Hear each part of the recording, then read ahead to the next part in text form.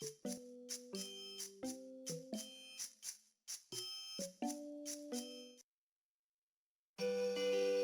morning, Mike! Let's do our best out there today!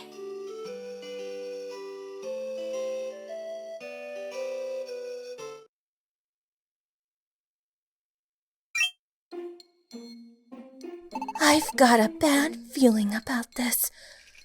I know what you mean. It's pretty creepy. What's wrong? There seem to be some suspicious Pokemon hanging around here. Suspicious Pokémon?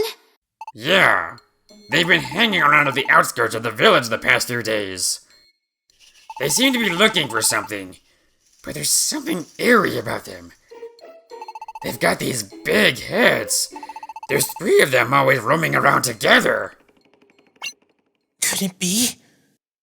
They're so creepy. They were staring at Badoo the other day, and then they all started flashing lights on their fingertips at each other. Yeah, their fingers light up. What's up with that? Is that how they communicate with each other? No doubt about it. It's the Behem. They've made it all the way to the village. Judging by how they were staring at Badoo, they must be looking for a child. Who knows what nastiness they're up to? You two take care now. Alrighty, ladies and gentlemen, we're back with another episode of Pokemon Super Mystery Dungeon. And again, I have another guest with me, Mr. Pokemon Mel Blanc. Or Sardre, should I call you? What should I call you? Call me Sardre, I'm fine with that. Alright, we have Sardre. You're so many characters. Do you remember off the top of your head who you are in this? Yeah, I know the main ones are pretty much, Nuzleaf and Simipour. Those are the big ones, but I also did, right off the top of my head, I can name off Dugong, one of the Lanterns, and one of those Polyrats. And I'm sure to voice many more in the future. Yeah, that's 5 on my hand right now. I know it's a few more. I think it's like Kecleon, too. Oh, yeah, when I pulled the Rob Paulson voice on. Yeah, I kind of noticed that. I kind of picked up on some of your inspirations for some of those minor ones, too. Wow, nice. So, I gotta ask you the cliche thing. How you doing? I'm doing just fine and dandy. Voice acting-wise, I've kind of had my hands full. Yeah, I'd imagine you're in a few things. We're in the Fire Emblem thing together. Josh Scorcher's Fire Emblem thing. Link in the description. Yes, you will recognize me as Gregor. Yeah, I think I'm Crom and Mail Morgan and Jerome. Oh, I forget the last guy. Jerome. Yeah, you remember it. I'm ashamed. I can't remember my own character. For shame indeed. Lots of shame. So, out of all those characters you're doing in this little Pokemon thing here, who'd you like doing the most? I know, Principal Simipour without a doubt. Yeah, I like him. There's actually something in the next part I really liked about him, but, I won't spoil that. Oh, yeah. No spoilers. Yeah, you actually haven't, you don't know what's gonna happen in the story, like, from, I think the last part you voiced for me is this part right here. So you're gonna be, like, in for some surprises as, the story comes. Oh, yeah. Interesting indeed. You haven't, like most of my cast, you haven't played any of the Mystery Dungeon games, have you? No, unfortunately, I have not. The most I have done with these Pokemon Mystery Dungeons is that I spied my brothers playing the first game for the Game Boy. Yeah, that was a long time. That was like 10 years ago. I can't believe this little spin-off series has gone that long. Now I feel old. I remember when Pokemon first came out. That's 20 years. That makes you feel even more older. 1998 here in the States, anyway. Yeah, in Japan it was. Oh, yeah. And if I want to cut in, I want to look at the wall here. The reason I'm doing Shelmet, he's coming with us, is because I wanted to bring all the classmates with us during these little adventures here. Yeah, and you can't afford to leave anyone out, can you? Yeah. No, I almost left him out. I think in my prior commentary, like, I've already commentated over this, but we're kind of replacing it with what we're doing here. I just state how I want to bring all the classmates with us. I see. So do you like doing those additional character voices? Because I know you're in a few other things, like a Paper Mario thing, and you're doing so many voices for that. You're in the Zelda movies. Oh yes, yes, definitely. I actually really like doing these side voices because it allows me to just mess around and experiment with what I can do voice-wise. I think this was a good first step, honestly. Yeah, what were you doing before the Fire Emblem thing? Were you... How best do I put this? I was pretty much a wanderer in terms of voice actors. Fire Emblem was really the thing that helped me get going in terms of voice acting. Before that, it was just auditioning for projects that really went nowhere. Yeah, I really hate it when that happens. Yeah. Especially when you commit to it and it doesn't come out. But when I saw that Josh Scourger was part of the Fire Emblem thing, I had a feeling, yeah, this is probably something I can't afford to miss out on. And I'm really glad. And I'm just so glad that I got that part. I probably would have wanted more roles, but you know what? I got Gregor, and I grew to love the guy. Yeah, I find that happens sometimes. And back on the subject of those minor voices, that's a little problem I have when casting, because most of my male friends they just want to be like the like really badass Pokemon. Oh, I want to be Mewtwo or Arceus, and all my female friends, oh, let's just be the cutesy ones like Pikachu or Eevee. Oh yeah. But then when I'm like, oh, who wants to be Eradicate? Radio silence. Crickets. Yeah. Yeah, but I find it fun to do those minor characters because you can really exaggerate the voice and... Oh yeah, that's one of the funs of voice acting. You get to be silly, you get to exaggerate. That's one of the most fun things I can do as a voice actor. And you really want, like, those kinds of characters to have a character. You don't want it to just be, like, just some guy talking. Absolutely. That's always my mindset when casting a minor character. I want you to sort of, like, remember them a bit. No, you want to do something to stand out. I remember doing a lot of, experimenting with characters like Dugong and Lantern. Yeah, and a lot of people liked it, which is really good. Plus, it allows you to, expand your vocal ability. Yeah, you could probably find a character amongst it too. To get inspiration from the whole kit and caboodle. Yeah. Back on that subject of the Zelda universe, that's your like kind of magnum opus so far. Yeah, your magnum opus. That's what when I was pitching this project, this Pokemon project on a Reddit, people brought that up, and then I saw you were in it, and then I was small world. Well, it is a small world after all. Yeah. And it's weird because I actually started out as a pretty minor character in one of their previous movies. He's as Scrapper the Robot. He was only in there for, less than 30 seconds or so. Oh, but then I got involved in Hyrule Warriors, where I did the King of Hyrule, and here I am now in Wind Waker as both the King, who has the most lines in the entire project, and Ganondorf, who's the main villain of the game. Yeah, it's really good. They have Twilight Princess up. Their auditions are up right now, so I think I'll link that too if anyone here wants to try out. You never know. You may think you're bad, but you're your own worst critic, as I've stated in the last part. Oh yeah, with that. With Raymond. Yeah. I actually listened to that, and I find that I'm actually kind of the opposite of him. I am not dreading my performance in most of what I appear in. And I actually look forward to seeing how my voice matches up to the scene and the character. I'm also interested in seeing how everyone else turns out. And I usually wind up pleasantly surprised. It's a very different experience when you actually hear it, talking to people, because you're kind of doing this alone, and it's an experience to really hear you actually talking to someone on the screen. It could be a little awkward at times, like when my family and stuff brings it up. It's like, oh, you're in the Pokemon thing, Michael. Yeah. I've had a lot of people complimenting me for my vocal range, and I'm glad that you're one of them. Yeah. I was really surprised, like, the amount of characters you do, and they all sound Different. very distinct and different. And it is the pride of a good voice actor, to be able to master many voices. I remember one guy actually called me the Chris Sabat of one particular dub because I did so many characters, like Chris does in the Dragon Ball series, and did so with a surprising amount of charm. Yeah. I noticed you do a lot in the Paper Mario thing. Oh yeah, the voice casting. Yeah, the voice casting in those videos tend to be kind of hit or miss, but boy, when they hit, do they hit home. And I'm glad to help contribute to that because the guy in charge of the project can't seem to get a lot of, draw a lot of attention. So, I'm kind of glad to help draw that to him.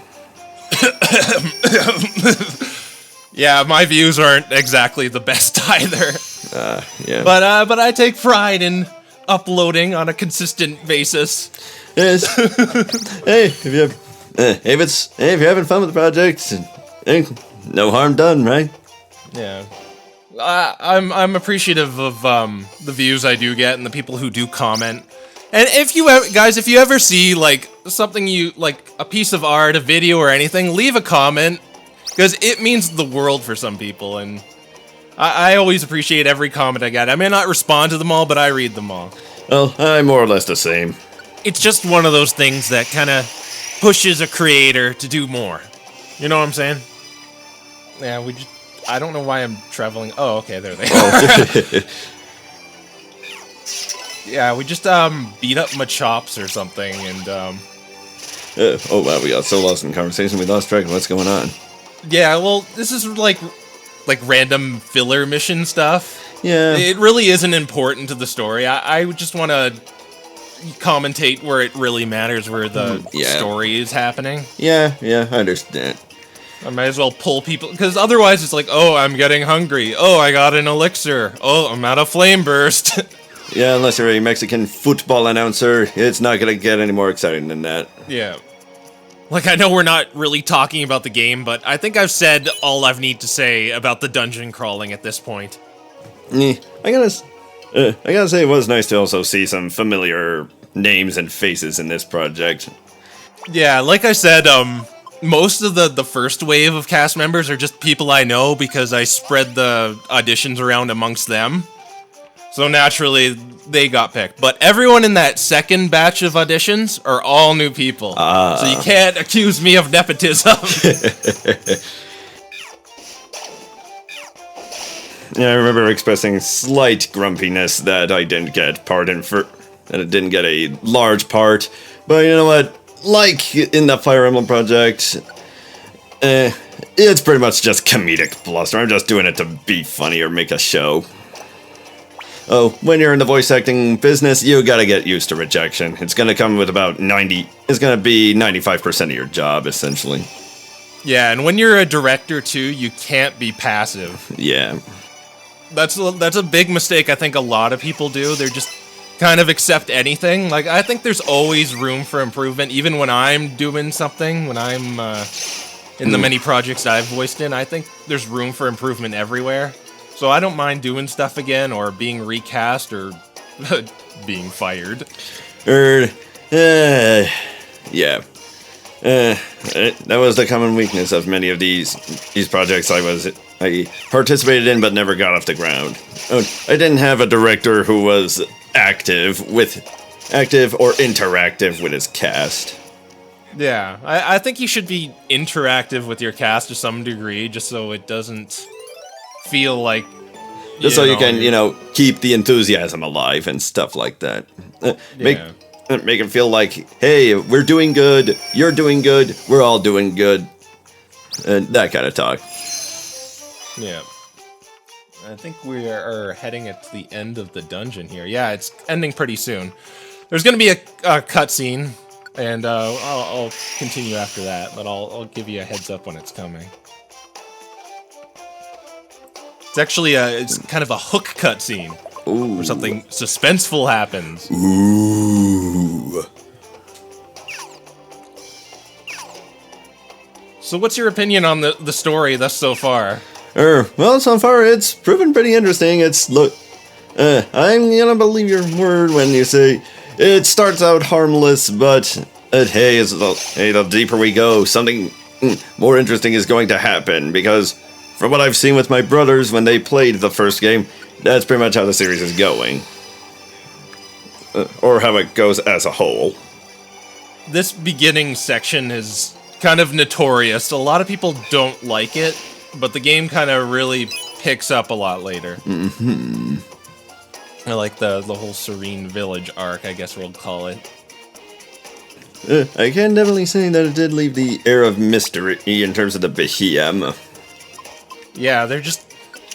They probably should have shown up a little more, but...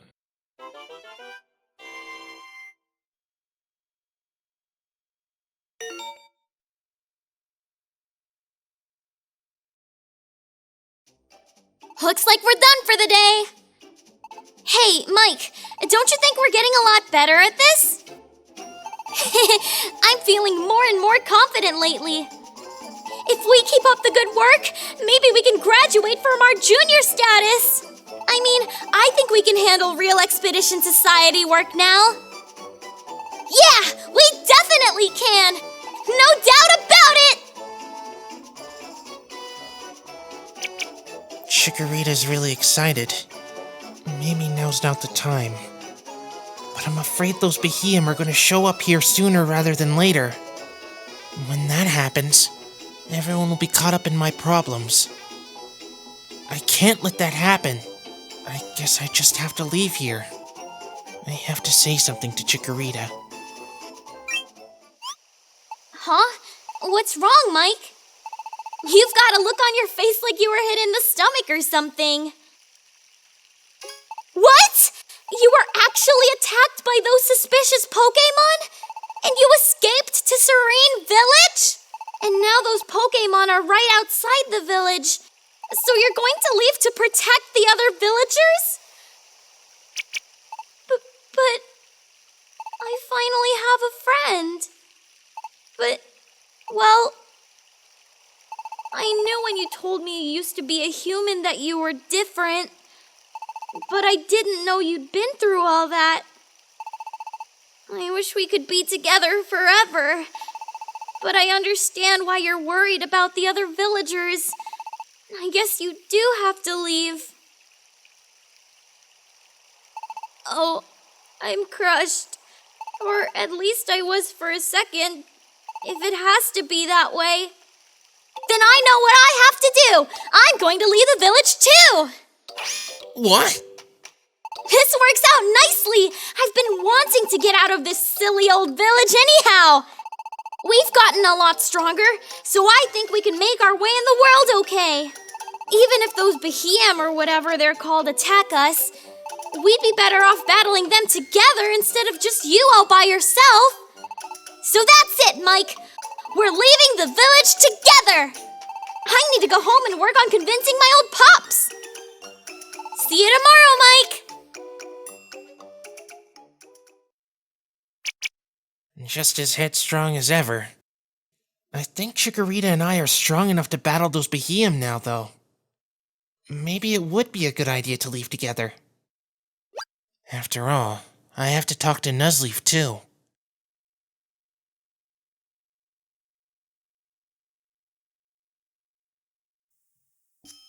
Who's on the what now? Them Behem are just outside the village? And you don't want to cause any fuss for everyone else, you say? You're fixing to leave. Nuzleaf and the other villagers have been so good to me. And that's exactly why I can't let anything happen to the village. I see. Except, I reckon I can't let you leave the village. What? It ain't like them Behem already found you. And there's no way to tell from some rumors if it really is them Behem. If you don't take care, them Behem could find you out there. I reckon you should just wait it out here. Yes, you ought to stay put right here in the village. Got it? Nuzleaf.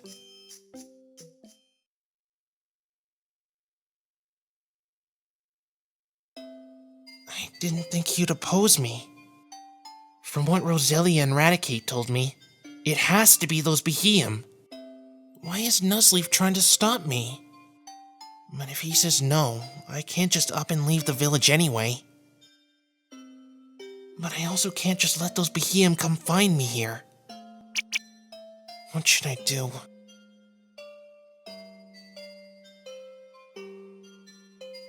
It's no use. I have no clue what to do. I guess I should just sleep on it.